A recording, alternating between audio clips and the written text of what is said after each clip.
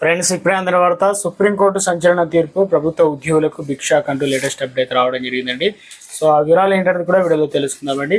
Friends, ఎవరెవరికి రండి అర్థమవుతుంది. మరోసారిగా ఛానల్ వస్తే తప్పకుండా సబ్స్క్రైబ్ చేసుకోండి. చూస్తున్నారు కానీ లైక్ చేయడం మర్చిపోతున్నారు. వెంటనే లైక్ చేయండి. వీడియోలకి అయితే వెళ్ళిపోదామండి. దేశంలో అత్యున్నత న్యాయస్థానం అని గుర్తొచ్చేది సుప్రీంకోర్టు. అయితే రిజర్వేషన్ల పైన దేశ అత్యున్నత న్యాయస్థానం సుప్రీంకోర్టు సంచలన వ్యాఖ్యలు చేసింది అన్నమాట.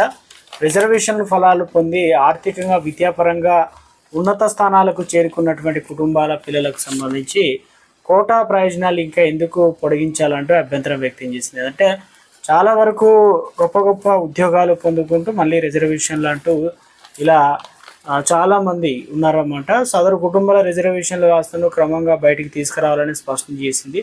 సో ఒకరే ఆ ఫలాలు అంటే పొందడం కాదు, వెనుకబడిన తరగతుల్లోనూ క్రిమిలేయర్ ఆదాయం హోదా పరంగా సమాజంలో ఉన్నవారు మినహాయింపులు సంబంధించిన పిటిషన్లో అయితే ఇక విచారణ చేపట్టిందనమాట ధర్మాసనం.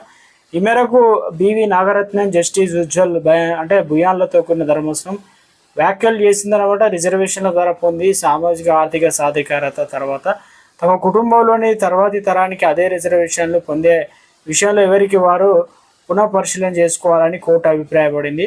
ఉన్నత స్థితికి చేరుకున్న కుటుంబాలు పదే పదే రిజర్వేషన్లు పొందడం పైన ఆందోళన వ్యక్తం చేయడం జరిగిందనమాట. సో ఇందులో వచ్చేసి ముఖ్యంగా తల్లిదండ్రులు ఐఏఎస్ అధికారులు అయితే కోటా, ఎందుకంటే ముఖ్యంగా తల్లిదండ్రులు ఇద్దరు ఐఏఎస్ అధికారులుగా ఉంటూ మంచి జీతాలు, మంచి హోదా, ఆర్థికంగా స్థిరపడిన వారి పిల్లలు కూడా రిజర్వేషన్లు అవసరం అని ధర్మాసనం కూడా ప్రశ్నించింది. తల్లిదండ్రులు ఐఏఎస్ అధికారులుగా సమాజంలో ఎంతో ఉన్నతమైన స్థితిలో ఉన్నారు. వారిలో సామాజిక మార్పు స్పష్టంగా కనిపిస్తుంది. ఇలాంటి వారిని రిజర్వేషన్ల నుంచి మినహాయింపు ప్రభుత్వం ఇప్పటికే ఉత్తర్వులు అయితే జారీ చేసిందనమాట. అయితే మినహాయింపులు సవాల్ చేస్తూ కోర్టు ఆశ్రయించడం ఎంతవరకు సమంజసం అంటూ ఈ కోణాన్ని కూడా మనం ఆలోచించాలి అని జస్టిస్ నాగరత్నం అయితే తెలియడం జరిగిందనమాట.